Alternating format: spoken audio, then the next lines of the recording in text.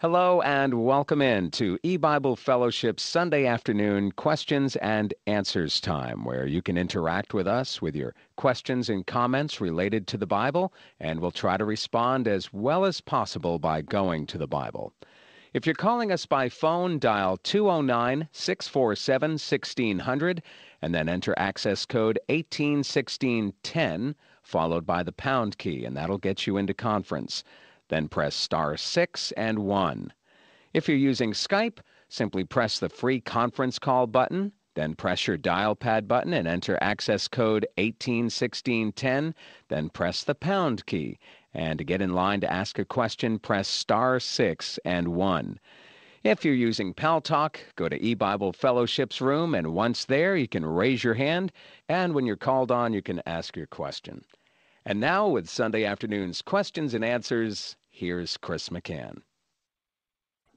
Okay, good afternoon once again, and welcome to our Sunday Fellowship question and answer time.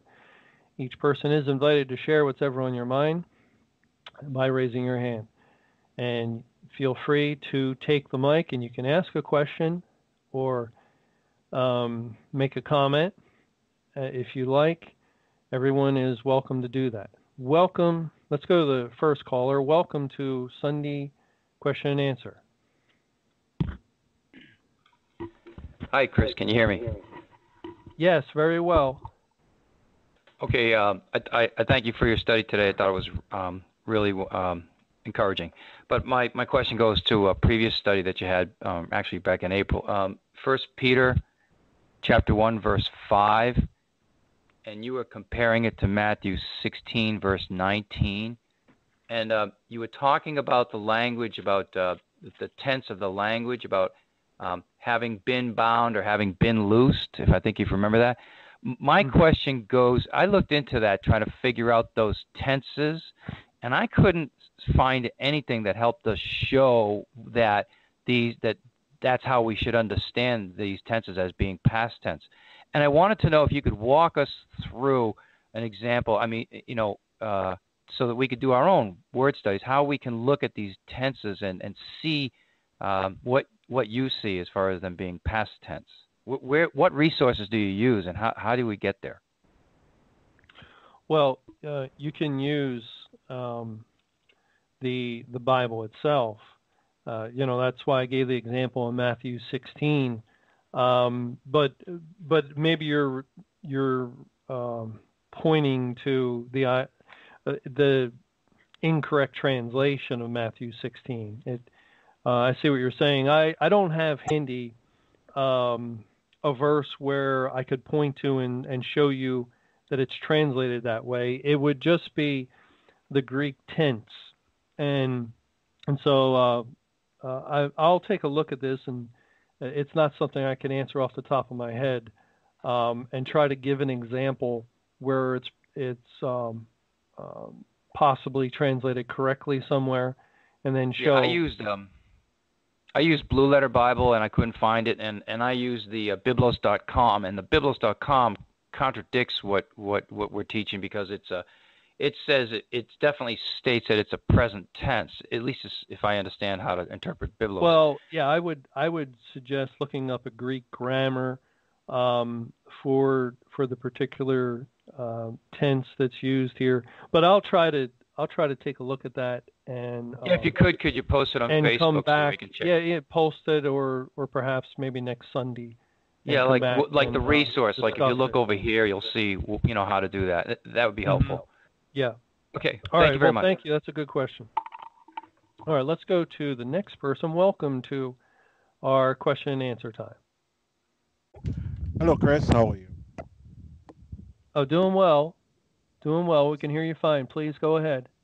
I just want to say I love you, and I want you to go to the book of Luke, Luke 16, and Luke 16. The parable of the rich man and Lazarus. Mm-hmm. Verse 25 through 31 kind of really sum up very nicely what you just taught. Well, let's read that. Luke 16, and I'll start reading in Verse 25, but Abraham said, Son, remember that thou in thy lifetime receivest thy good things, and likewise Lazarus evil things. But now he is comforted, and thou art tormented. Beside all this, between us and you, there is a great gulf fixed, so that they which would pass from hence to you cannot, neither can they pass to us that would come from thence. And,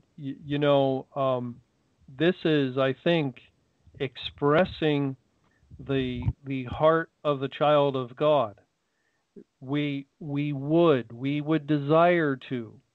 Well, first of all, someone in heaven would not have that desire because they just want to completely do the will of God, and they would know the will of God completely, and so they wouldn't have this desire to come from heaven.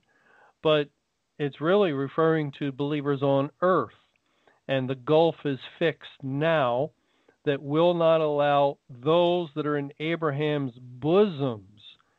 Verse 23, when Lazarus is in his bosom, that's a plural word. And why bosoms?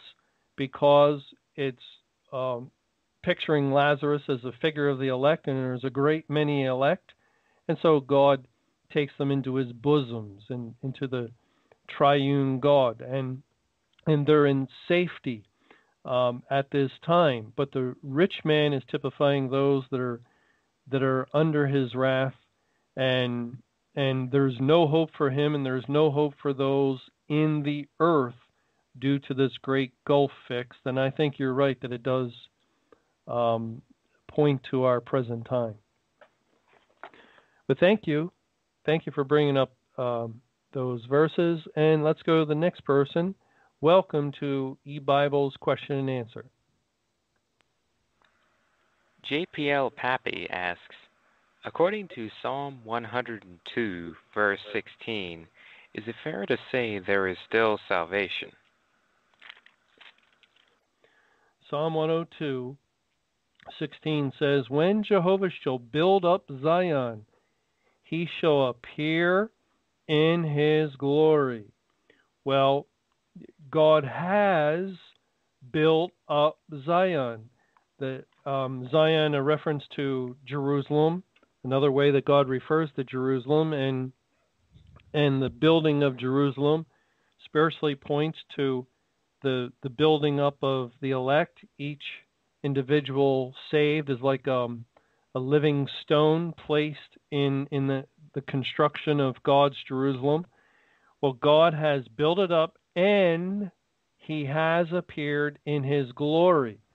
Now, that phrase, appearing in glory, or we find in Matthew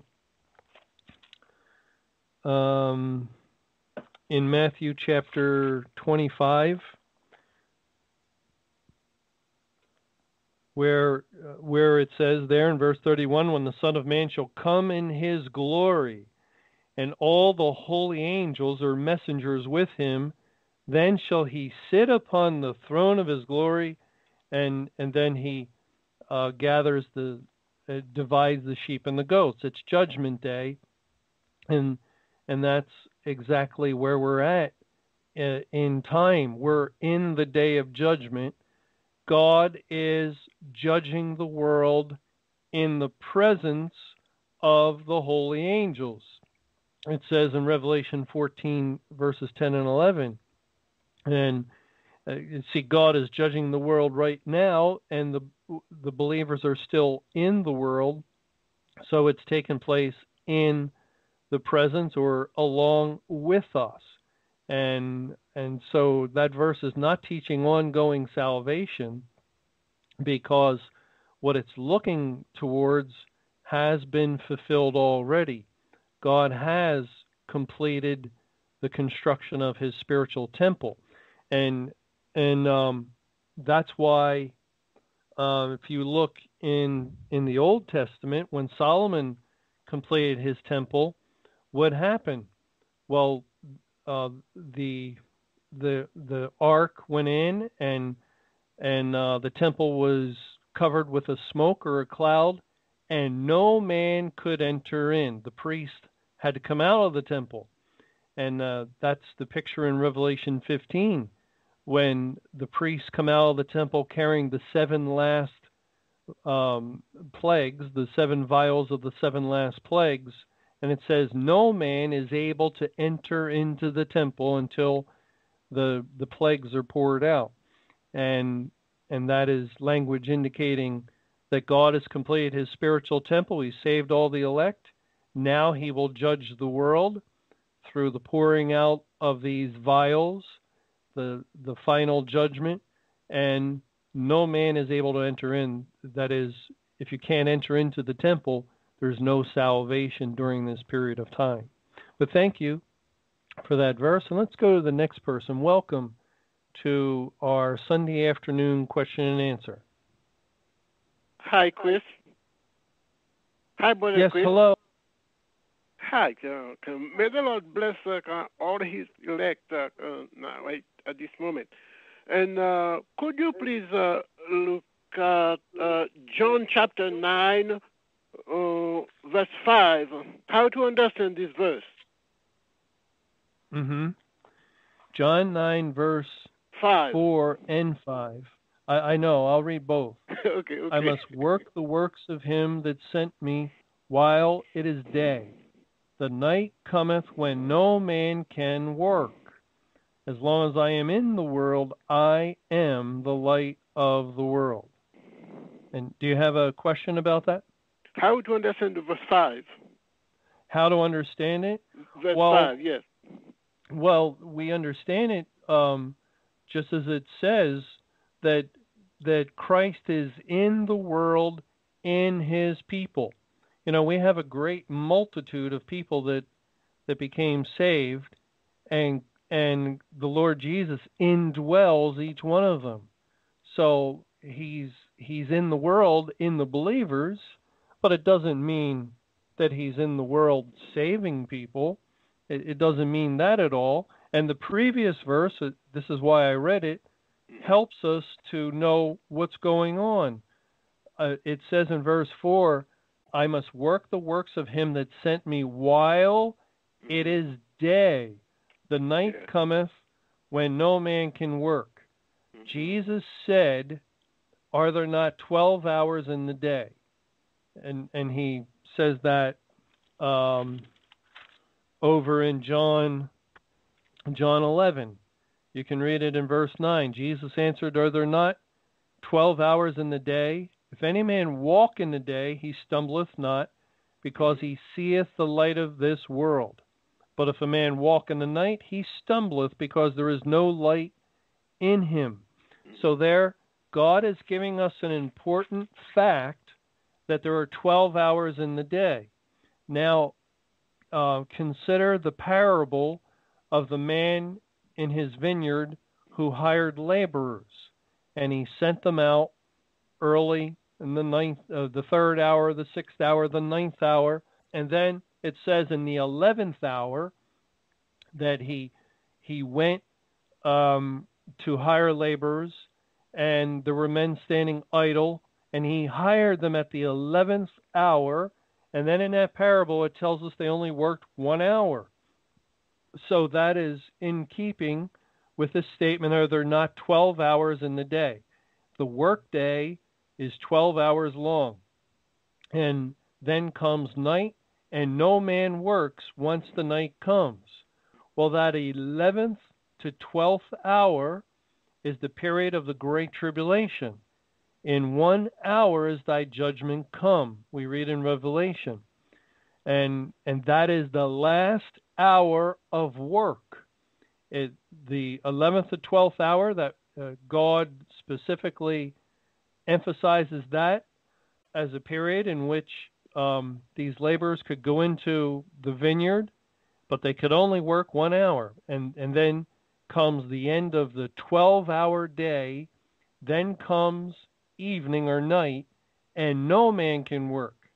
Therefore, since the Great Tribulation ended on May 21, 2011, and that ended the 1 hour, that hour that Revelation speaks of, and that completed the 12-hour workday. Since that point, we have entered into night, and all the sun, moon, and stars are darkened in the world, in the earth. It's night. Spiritual darkness is upon the earth, and no man can work. Now, you're going to find people that will still work or say they're working, but from God's point of view, the work day has ended because he accomplished his purpose spiritually by gathering all the elect. There's no further need for anyone to go forth with the gospel in order to save sinners. The end of the day has come. And it's in that context that we go into verse 5 of John 9. So God wants us first to understand that. And then we realize, well, the phrase, I am in the world and I am the light of the world, it's not referring to ongoing salvation of any kind once the Great Tribulation is ended. All right. Thank you very much. And may God bless you and all listeners.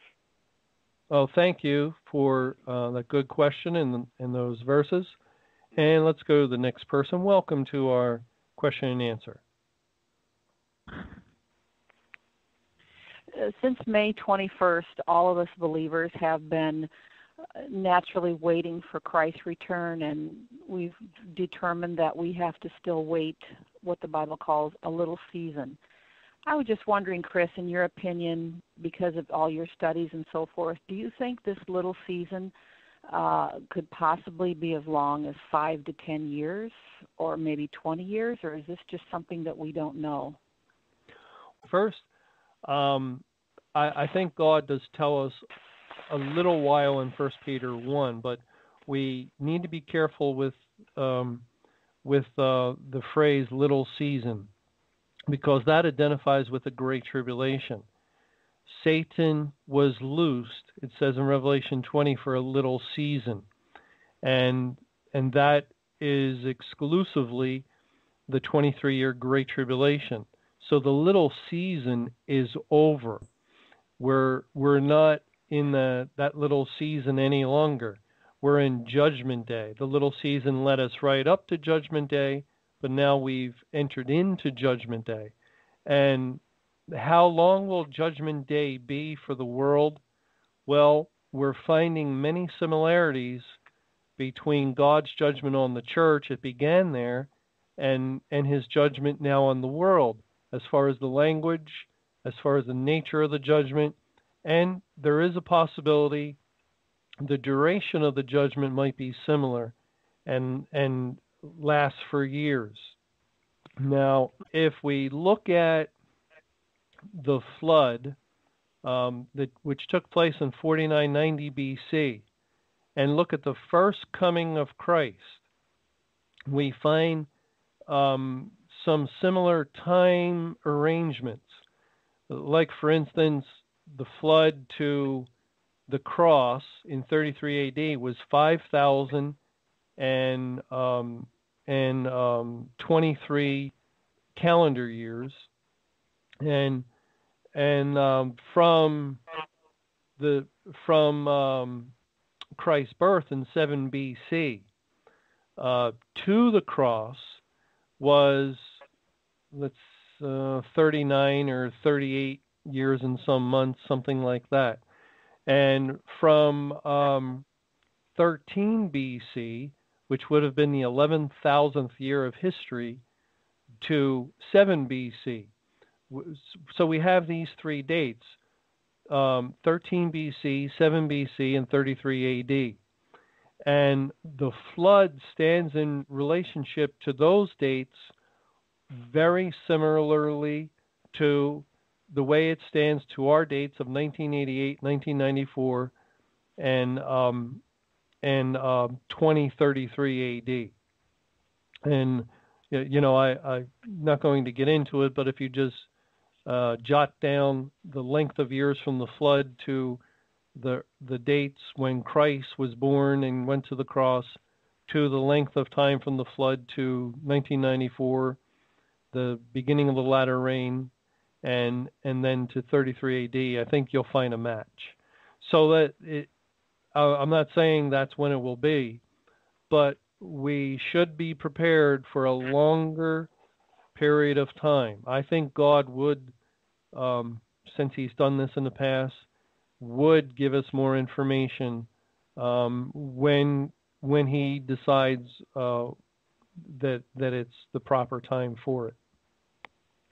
So do you think it's possible it could be 23 years? Well, no. 23 years from 2011 would be 2034 AD, and so I think that the biggest key date would be 2033, 2,000 years from 33 AD, and I couldn't imagine God going past that date. So that means it would not be an exact 23 years. Okay. All right. Thanks, Chris. Okay. Thank you for your question. Let's go to the next person. Welcome to our question and answer time. Echo 2011 asks, I've always wondered, why does God call Himself the God of hosts? Well, I believe that's a military term. Hosts is a phrase, if I'm remembering this right, that really identifies with the host of an army, where they have their forces, and so God is the God of hosts. He has at His command legions of angels, for one, and He can do battle with many other things if He chooses to do. And for instance, at this time, He also is using the company of the elect, the whole company of believers, as a weapon, like a battle axe, to bring His wrath upon the world. And He's doing that just by having saved all the elect, and that fact is used as a weapon to bring punishment to the world. So I think it's that, but actually it's a good question. I would like to double check it, but I think that's what it's referring to. Thank you for your question. And does anyone else have a question from Pal Talk? Yes. Jersey Mike 2 asks, Brother Camping is saying that there is no place found in the Bible not to send forth the gospel. What are your thoughts? Well, that is true throughout history, leading up to Judgment Day. And the problem is that there is a lack of recognition of the day we're in. And so that's the real problem. God has brought a spiritual judgment. Now keep in mind that God did this with the churches back in 1988. Did anyone realize that God had done it at that time? No. Did Family Radio? No. Actually, you could have listened for many years from 1988 into the 90s, all the way up to 2001, I believe, and have found encouragement to find a reasonably faithful church, even though God had ended the church age and at the very beginning and removed His Spirit. But you see, when it comes to spiritual judgment, the nature of something spiritual is it's invisible, and therefore it's very hard to discern and to recognize, and it's impossible to see unless God opens our eyes. So that shows us, since we have the example of God's judgment on the church, that even a true believer, and of course I think Mr. Camping's a true believer, even a true believer could fail to properly understand what God is doing for some period of time. And that's why we should be patient and wait on the Lord to continue to open up information and continue to instruct his people. And eventually, slowly, they will begin to see the truth.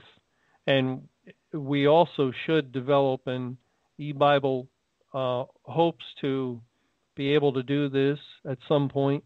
We should develop some literature in which we can lay these things out, and it becomes easier for people to check out what's being accurately, for one thing, hear what's being said, as many people are misrepresenting what's being said, and that would be a great help. So we're hoping to work on some literature and then share this with others, and in time God's people will understand.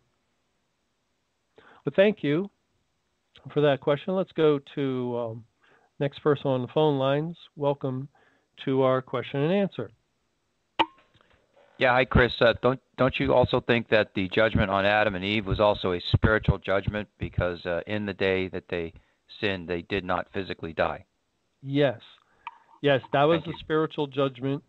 The judgment on the churches was spiritual. The judgment on Christ in the Garden of Gethsemane was of a spiritual nature.